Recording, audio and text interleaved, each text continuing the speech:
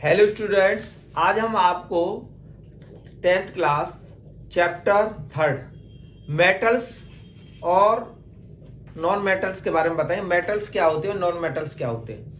तो बच्चे जो स्टूडेंट्स हैं ज़्यादा 10th के ये समझ नहीं पाते कि मेटल्स कौन से हैं, नॉन मेटल्स क्या हैं।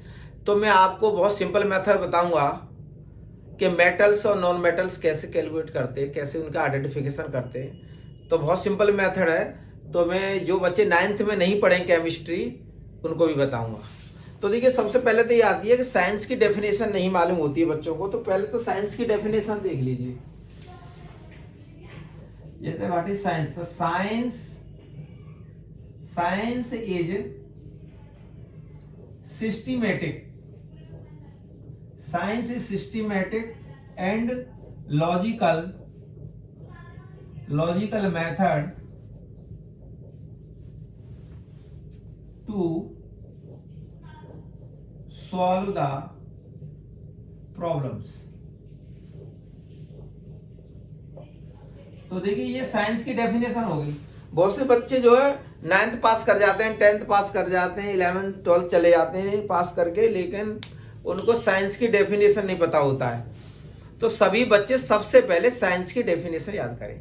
Science is systematic and logical method to solve the problem. Science एक सिस्टमैटिक लॉजिकल मेथड है और सारी समस्याएं हल हो जाती हैं साइंस के अकॉर्डिंग। तो ये साइंस की डेफिनेशन हो गई। साइंस के टाइप्स देख लीजिए। 10th क्लास के जो बच्चे हैं, तो साइंस तो साइंस जो है, विज्ञान कहते हैं इसको। साइंस के 3 पार्ट्स हो जाते हैं। पहला पार्ट होता है केमिस्ट्री।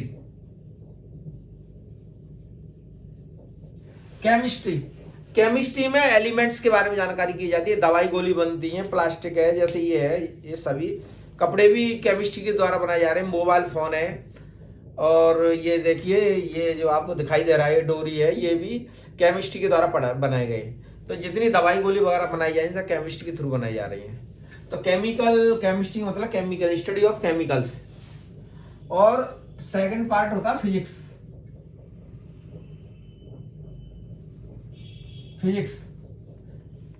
तो फिजिक्स में क्या होता है, जैसे आपका मोबाइल फोन है, कंप्यूटर है, जो मशीनरी है, पंखा है, ट्यूबलाइट है, ये फिजिक्स के अकॉर्डिंग आते हैं। सिलाई मशीन है, ट्रैक्टर, कार, मोटरसाइकिल, जितने भी व्हीकल्स हैं सब फिजिक्स के अकॉर्डिंग के उसमें आते हैं।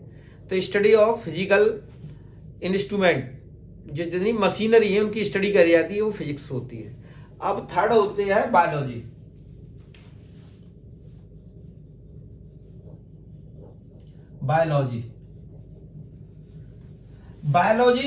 बायोलॉजी मीन्स होता है study of plants and animals. जो जानवर होते हैं और पेड़ पौधे होते हैं उनकी स्टडी की जाती है, उसे बायो कहते हैं, बायोलॉजी। जैसे हमारा शरीर है, तो हम खाना खाते हैं, खाना खाने के बाद उससे ब्लड बनता है, एंजाइम्स बनते हैं, प्रोटीन्स बनते हैं। तो वो सारी विटामिन वगैरह के हमारे शरीर में क्या फंक्शन है, पूरी बॉडी की स्ट्रक्चर उनका फंक्शन बताया जाता है। तो चाहे वो ह्यूमन है, मनुष्य है, गाय, भैंस, बकरी, कोई जितने भी एनिमल्स हैं, प्लांट है, सबकी स्टडी की जाती है थोरोली। तो वो कहलाते हैं बायोलॉजी। तो जितने भी डॉक्टर बनते हैं, एमबीबीएस करते हैं, तो उनको केमिस्ट्री, फिजिक्स, बायो 3 सब्जेक्ट तैयार की जाती है। तो कोई बच्चा डॉक्टर बनना चाहता है तो उसे फिजिक्स, केमिस्ट्री, बायो तीनों पर कमांड है, तो वो करोड़पति बन सकता है। क्योंकि एमबीबीएस सिलेक्शन वैसे प्राइवेट करोगे, एमबीबीएस से 1 करोड़ रुपए खर्च होता है। 1 करोड़ रुपए खर्च होगा जब डॉक्टर बनेगा एमबीबीएस। लेकिन आप कंपटीशन के अकॉर्डिंग जाएंगे, जो नीट के थ्रू होता है, नेशनल एलिजिबिलिटी एंट्रेंस टेस्ट। तो जी नीट के थ्रू जाएंगे आप, तो आपका 1 लाख रुपए मुश्किल से खर्च होता है और एमबीबीएस हो जाती है। तो आप फिजिक्स, केमिस्ट्री, बायो पर कमांड करेंगे तो आपको 1 करोड़ की बचत हो जाएगी। और आपके पास पैसा नहीं है, और आपके पास खेती नहीं है, और आपके पेरेंट्स के पास ज़्यादा पैसा नहीं है, तो आप नीट की तैयारी करें, फिजिक्स, केमिस्ट्री, बायो की तैयारी करें। और आप डॉक्टर बनना नहीं चाहते तो इसका दूसरा ऑप्शन है IIT, Indian institute of technology. IIT से आप बीटेक करेंगे तो आप करोड़पति बन सकते हैं। इसमें फिजिक्स, केमिस्ट्री, बायो, वो फिजिक्स, केमिस्ट्री, मैथ, बायो नहीं होती। बायो तो MBBS वालों के लिए हो जाती है। और फिजिक्स केमिस्ट्री मैथ, जब मैथ पढ़ोगे आप करेंगे तो आप इंजीनियरिंग लाइन में जा सकते हैं। तो आपको फिजिक्स केमिस्ट्री और मैथ में कमांड करेंगे तो आप इंजीनियर बन सकते हैं। और बीटेक IIT से कर लेंगे तो आपको 50-60 लाख का पर ईयर, एक साल का 50-60 लाख का पैकेज मिल जाता है और अच्छी जॉब लग जाती है, अच्छी डिमांड है उनकी। तो आप बिना किसी पैसे के इन्वेस्टमेंट के आप खाली मेहनत से भी करोड़पति बन सकते हैं। तो यदि आप डॉक्टर बनना चाहते हैं तो फिजिक्स केमिस्ट्री बायो पर कमांड करें, और यदि आप इंजीनियर बनना चाहते हैं तो फिजिक्स केमिस्ट्री मैथ तीन सब्जेक्ट हैं। बायो डॉक्टरी लाइन के लिए भी 3 है, उसके लिए 3 है। तो ये आप जो पेरेंट्स हैं अपने बच्चों को आगे बढ़ाना चाहते हैं, और जो बच्चे आगे बढ़ना चाहते हैं उनके पेरेंट्स में पैसा नहीं है, ज़्यादा फैक्ट्री कंपनी वगैरह नहीं है, खेत नहीं है, तो उसे आगे बढ़ने का करोड़पति बनने का एक ही चांस है, या तो वो MBBS करे तैयारी मेहनत से, या फिर IIT से बीटेक करे, तो वो कुछ ही सालों में करोड़पति बन सकता है। बहुत सिंपल मेथड है। तो फिजिक्स केमिस्ट्री बायो तैयार करें। तो मैं आपको इसके बारे में आगे बता रहा हूँ, केमिस्ट्री फिजिक्स बायो। तो मेटल और नॉन मेटल कैसे तैयार किए जाते हैं, मेटल और नॉन मेटल के बारे में देखिए।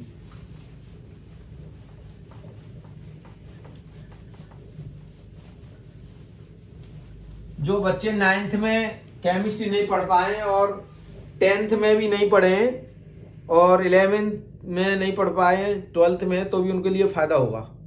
तो इसे कैसे करेंगे ये देख लीजिए।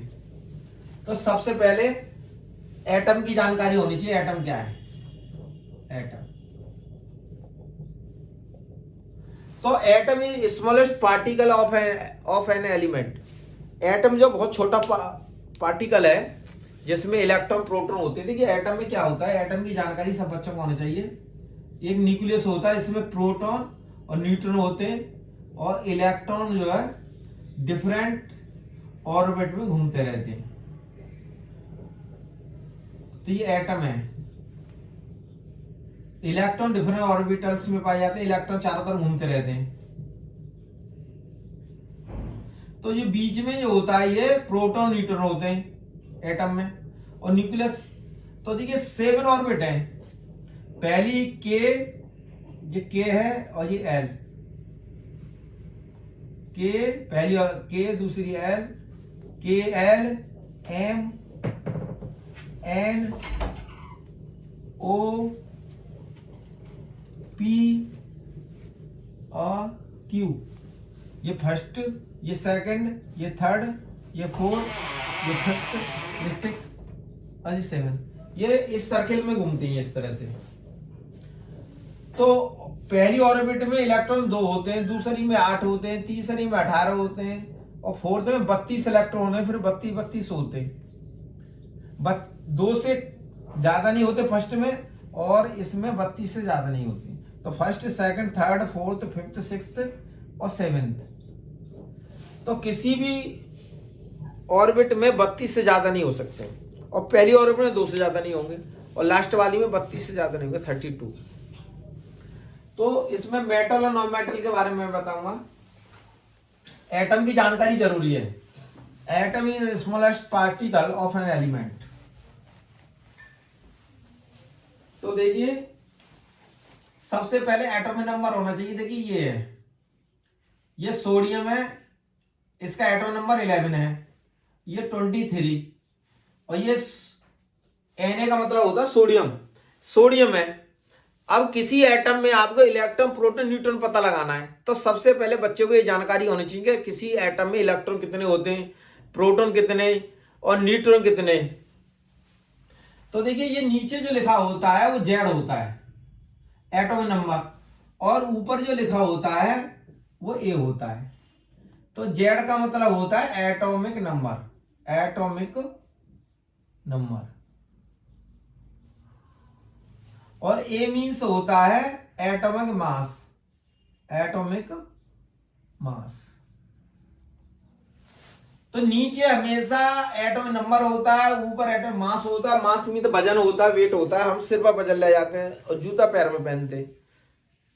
तो पैरों का जो नंबर है, जो जूते का नंबर है, जूते मीन्स एटॉमिक नंबर, और वेट वजन है। किसी एलिमेंट के ऊपर लिखा होगा वो वेट होगा, मास होगा, एटॉमिक मास होगा। अब इलेक्ट्रोप्रोटॉन निकालने तो ये दो चीज मालूम होनी चाहिए आपको। एक आपको एटॉमिक मास पता होना चाहिए और एक एटॉमिक नंबर जेड पता होना चाहिए। तो आप किसी भी एटम के इलेक्ट्रॉन प्रोटॉन न्यूट्रॉन निकाल सकते हैं। मैं आपको इलेक्ट्रॉन प्रोटॉन न्यूट्रॉन कैसे निकाले जाते हैं एटम में बताता हूं। तो फॉर्मूले हैं, देखो पहला फॉर्मूला है जिप, जेड ई और पी। जिप, जिप का मतलब है एटॉमिक नंबर जिसका जितना होगा उतने ही उसमें इलेक्ट्रॉन होंगे और जितने इलेक्ट्रॉन होंगे उतने ही प्रोटॉन होंगे। तो हमेशा एटॉम नंबर याद होना चाहिए आपको। एटॉम नंबर याद है तो इलेक्ट्रॉन प्रोटॉन बराबर होंगे। इलेक्ट्रॉन जितने होते किसी एटम में उतने प्रोटॉन होते हैं। दूसरा है A equal to P plus N. Proton neutron को जोड़ दें, ऐड कर दें तो एटॉम मास आ जाता है। तो दो फॉर्मूले इससे हम निकाल सकते हैं। अब देखिए, अब इसमें इलेक्ट्रॉन प्रोटॉन न्यूट्रॉन निकालना है तो हमें जिप जेड कितना है,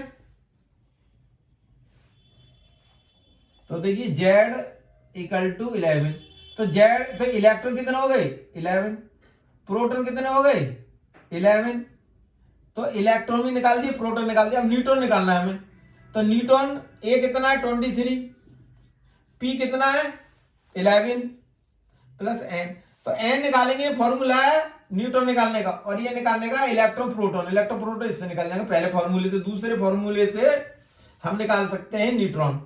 तो न्यूट्रॉन निकालने के लिए क्या होगा, ए की वैल्यू 23, पी की वैल्यू 11 प्लस और एन। तो एन इक्वल टू क्या हो जाएगा 23 माइनस 11, तो एन इक्वल टू 12। तो यहां लिख देंगे एन इक्वल टू 12। तो हमने इलेक्ट्रॉन निकाल दी, प्रोटॉन निकाल दी, न्यूट्रॉन निकाल दी। तो इलेक्ट्रॉन 11 है, प्रोटॉन भी 11 है और न्यूट्रॉन 12 है इसके अंदर। तो एटॉमिक मास किसी एलिमेंट का एटॉमिक नंबर और एटॉमिक मास याद है तो हम इलेक्ट्रॉन प्रोटॉन न्यूट्रॉन निकाल सकते हैं। इलेक्ट्रॉन की खोज किसने की थी ये पता है आपको? इलेक्ट्रॉन की खोज जे थॉमसन ने की थी। प्रोटॉन की गोल्डस्टीन ने की थी, या रदरफोर्ड भी लिख देते हैं कभी कभी। रदरफोर्ड दोनों का सहयोग रहा है, रदरफोर्ड और गोल्डस्टीन। और न्यूट्रॉन की खोज की थी सर जेम्स चैडविक। इनका ये एटम के बारे में आपको जानकारी जरूर होनी चाहिए। इलेक्ट्रॉन की खोज जे थॉमसन ने की, प्रोटॉन की रदरफोर्ड या गोल्डस्टीन ने की, और न्यूट्रॉन की खोज की थी सर जेम्स चैडविक ने। ये तीन बात बच्चों को, ये जो बच्चे 10th में पढ़ रहे हैं या 9th में पढ़ रहे हैं उनको ये जानकारी होना जरूरी है। अब मैं आपको ये बताऊंगा मेटल और नॉन मेटल उनकी पहचान क्या है। तो देखिए कैसे पहचान होगी।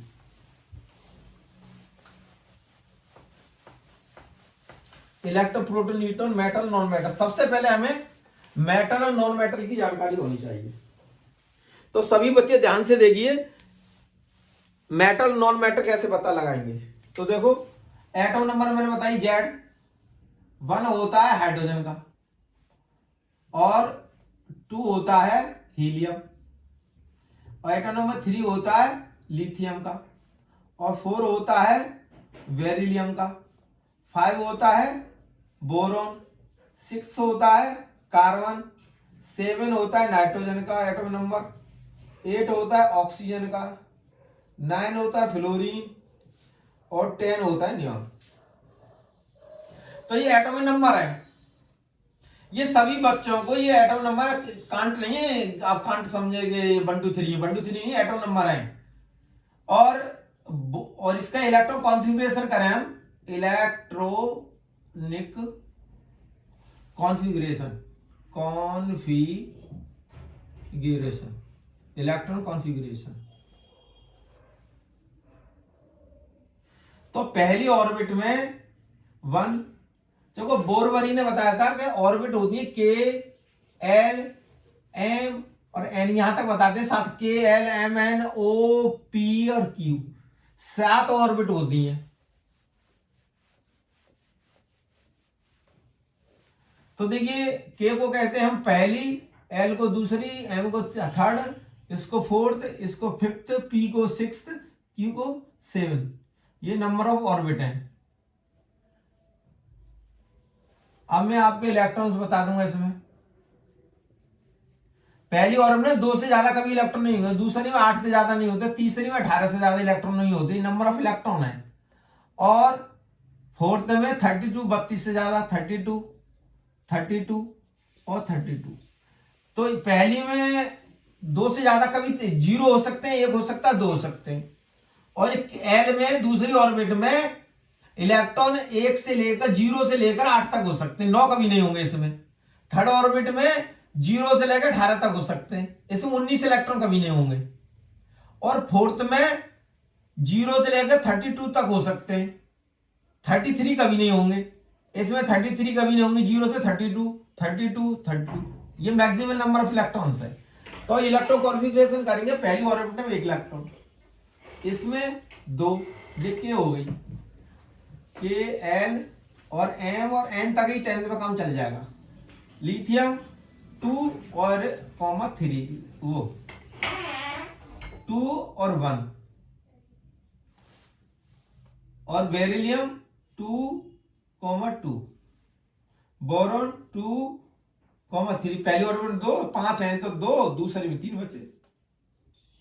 और ये 6 है तो पहली ऑर्बिट में 2 इलेक्ट्रॉन, दूसरी में 4 हो गए। नाइट्रोजन 7 है तो पहली में 2, दूसरी में 5, और पहली में 2 और ये 6 हो जाएंगे, और 2 और 7 तो 9 हो गए, और 2 और 8, दूसरी ऑर्बिट में 8 हो गए, तो 2 और 8 10। तो इस तरह से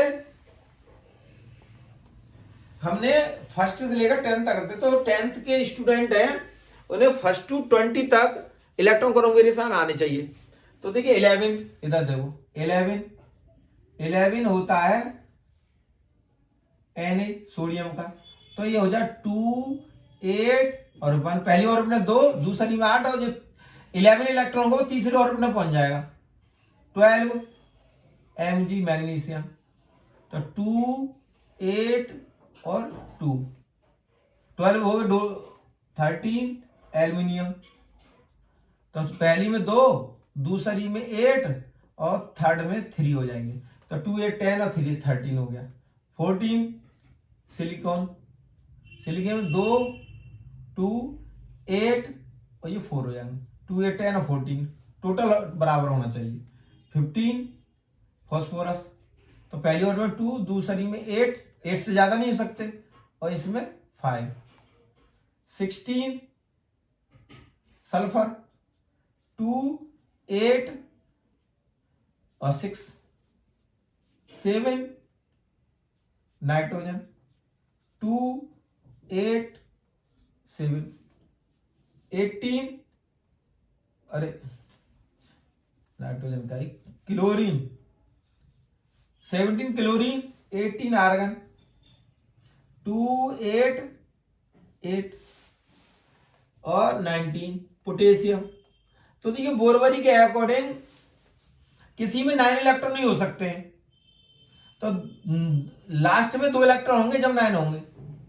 तो देखिए 2, 8, 8 इसमें 9 नहीं होंगे, वैसे 18 होने चाहिए बोरवरी के अकॉर्डिंग, लेकिन लास्ट नई ऑर्बिट शुरू हो जाएगी।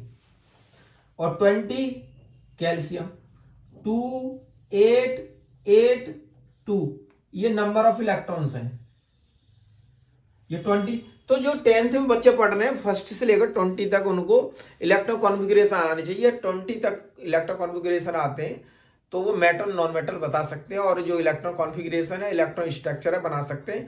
केमिस्ट्री उनके लिए बहुत आसान हो जाएगी यदि ये चीज़ नहीं आती है।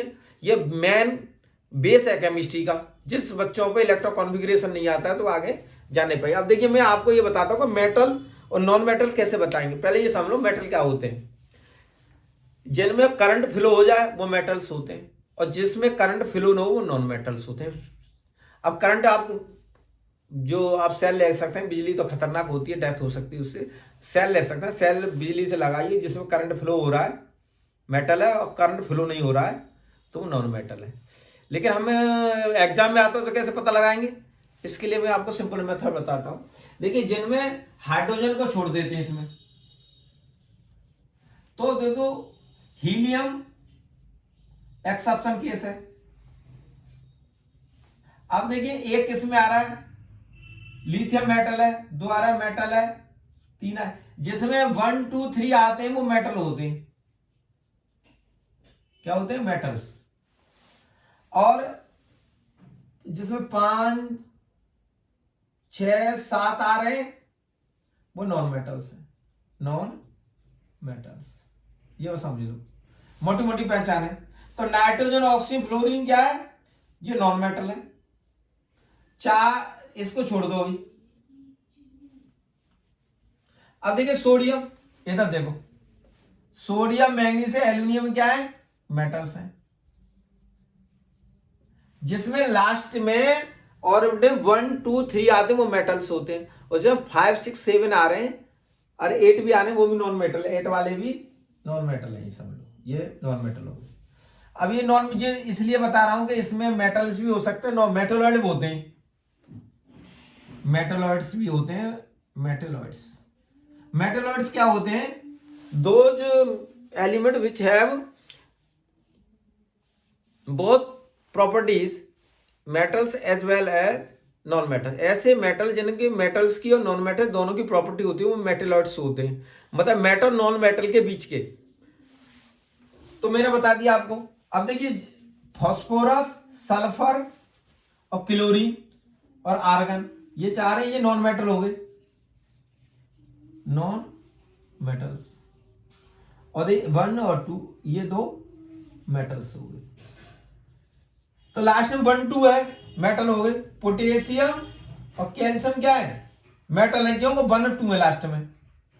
और देखिए सोडियम, मैग्नीशियम, एल्यूमिनियम क्या है, मेटल है ये, क्यों कि इनके लास्ट में 1 2 3 आ रहे हैं, सोडियम, मैग्नीशियम, एल्यूमिनियम। इधर देखिए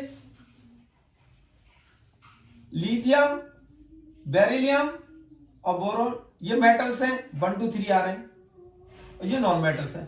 तो आप समझ गए होंगे मेटल्स में लास्ट में इलेक्ट्रॉन कॉन्फ़िगरेशन करते हैं, डिस्ट्रीब्यूशन ऑफ इलेक्ट्रॉन करते हैं अकॉर्डिंग बोरबरी। 9th क्लास में किसी बच्चे ने 10th में नहीं पढ़ा तो 9th की बुक में है, बोर एंड बरी रूल है, 2 साइंटिस्ट ने, बोर एंड बरी, तो उसको पढ़ेंगे आप तो आपकी समझ में आ जाएगा। Distribution of electron in orbits, इसे कहते हैं इलेक्ट्रॉनिक कॉन्फ़िगरेशन। तो ये है जिसकी लास्ट ऑर्बिट में 1 2 3 इलेक्ट्रॉन्स होंगे वो मेटल्स होंगे, और 5 6 7 8 होंगे वो नॉन मेटल्स होंगे। सोडियम, मैग्नीशियम, एल्यूमिनियम 1 2 3 हैं तो मेटल्स हैं, और ये 4 आ रहे हैं मेटेलॉइड्स हैं, और 5 6 7 ये नॉन मेटल्स हैं, और 8 वाला भी और 1 2 3 आ रहे हैं मेटल्स हैं। तो आप समझ गए होंगे 1 2 3 आ रहे हैं मेटल्स हैं, और जिसमें 5 6 7 8 आ रहे हैं वो नॉन मेटल्स हैं। तो मैं इस तरह से आगे और बताएंगे आपको, ये इलेक्ट्रॉन कॉन्फ़िगरेशन है। तो मेटल्स और नॉन मेटल आपकी समझ में आ गए तो ये चैप्टर आपके लिए बहुत आसान है।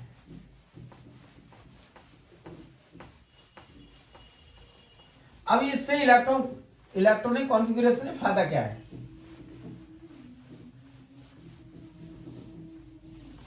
अब इसमें एक होती है बैलेंसी।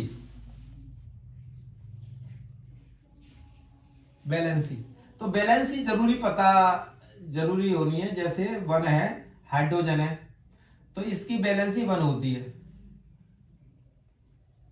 बैलेंसी याद कर लेने से।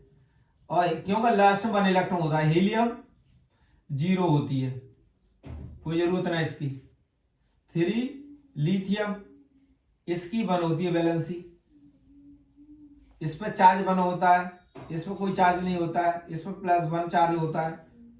Lithium, beryllium, 5 boron, 6 carbon, 7 nitrogen, 8 oxygen, 9 fluorine और 10 नियॉन। तो देखिए इसमें ध्यान से, बेरिलियम में 2 लास्ट में 2 इलेक्ट्रॉन होते हैं तो वैलेंसी 2 हो गई, चार्ज हो गया +2। बोरोन में चार्ज +2, वैलेंसी 3 होती है। जिसमें प्लस चार्ज होगा वो मेटल होंगे।